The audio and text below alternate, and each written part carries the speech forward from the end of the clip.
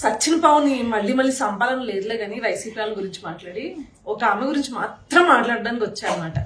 జనరల్గా ఈమె యాంకర్ శ్యామల ఈమె గురించి ఆల్రెడీ నేను మాట్లాడడం జరిగింది. కానీ తర్వాత కూడా మళ్ళీ వెళ్ళి ఆమె యాంకర్ స్వప్న అని ఒక ఆమె ఉంటుంది, ఐ డ్రీమ్స్కి సంబంధించింది అనమాట. అబ్బో మామూలు ఓవరాక్షన్ చేయదయ్యా అసలు. చింతల్లి బంగారు తల్లి ఇంత టార్చర్ పెట్టారు కదా, ఓర్నాయి నో ఏమిట్రా అనరా. సరే ఏమి ఇంకా దానికి మహానటి రేంజ్లో ఎలివేషన్ సరే అంత పక్కన పెట్టద్దాంలే. కానీ నిన్న జర్నలిస్ట్ రావని అనుకుంటా పాపం ఎందుకు బ్లాక్ చేసిందో నాకు తెలియదు కానీ బ్లాక్ చేసింది.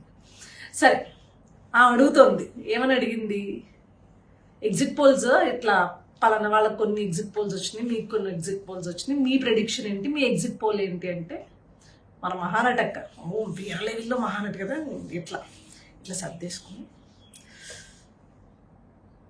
ఖచ్చితంగా 9వ తారీఖున వైజాగ్లో జగన్మోహన్ రెడ్డి ప్రమాణ స్వీకారానికి మీరందరూ రావాలి.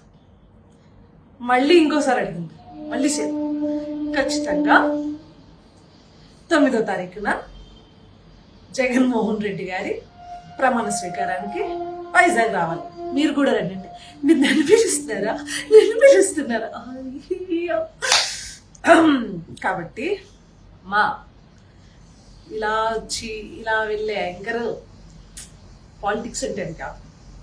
పాలిటిక్స్ అంటే బ్లడ్ అండ్ స్వెట్ పెట్టి ఎక్కడ ఏం జరుగుతుందో నిరంతరం తెలుసుకుంటూ గవర్నమెంట్ చేస్తున్న ఏదైతే ఆ రోజు జగన్మోహన్ రెడ్డి ప్రభుత్వం చేస్తున్న ప్రతి ఒక్క పనిని జనాల్లోకి తీసుకెళ్ళి వాళ్ళపై దానికి అవగాహన కల్పించి జనాలకి ఇంత 5 ఏళ్ళ నుంచి కష్టపడితే ప్రతి ఒక్కరు తెలుగుదేశం పార్టీ కార్యకర్తలు అవ్వచ్చు, జనసేన కార్యకర్తలు అవ్వచ్చు, బీజేపీ కార్యకర్తలు అవ్వచ్చు, బీజేపీ నాయకులు, జనసేన నాయకులు, తెలుగుదేశం పార్టీ నాయకులు అవ్వచ్చు, అంత కష్టపడితే ఫామ్ అయింది.